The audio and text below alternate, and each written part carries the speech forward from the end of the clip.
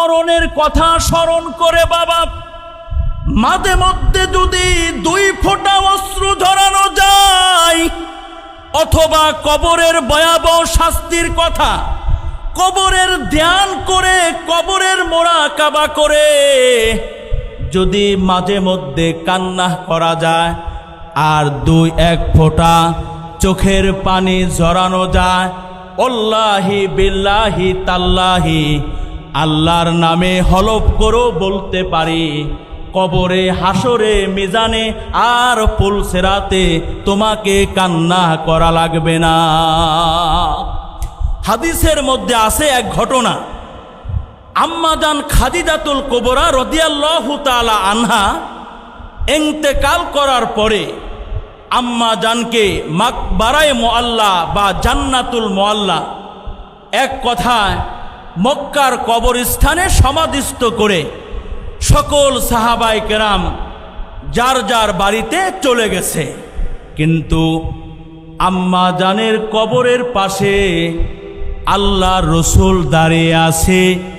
রাতের অন্ধকারাচ্ছন্নতা নেমে এসেছে, এখনো পর্যন্ত আল্লাহর রসুল আম্মাজানের কবরের পাশে দাঁড়িয়ে আছে। এই যে আল্লাহর নবী আম্মাজানের কবরের পাশে গভীর রজনী পর্যন্ত দাঁড়িয়ে আছে,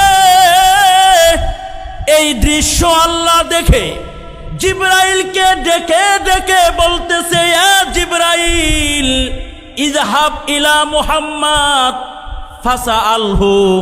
ফাসালহু মা ইবকিকা। হে জিবরাইল, আপনি মুহাম্মাদে আরবির কাছে যান আর আমার হাবিবে কিবরিয়াকে বলেন, কেন আমার হাবিবে কিবরিয়া খাদিজাতুল কুবরার কবরের পাশে গভীর রজনী পর্যন্ত দাঁড়িয়ে আছে। জিবরাইল চলে আসলেন।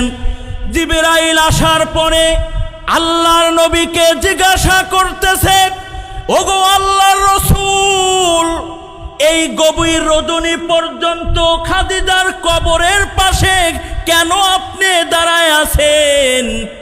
আল্লাহর রসুল জিবরাইলকে বলেন, ভাই জিবরাইল, খাদিজার জীবদ্দশায় খাদিজার হাতে হাত রেখে আমি 3টি বিষয়ে অঙ্গীকারবদ্ধ হয়েছিলাম।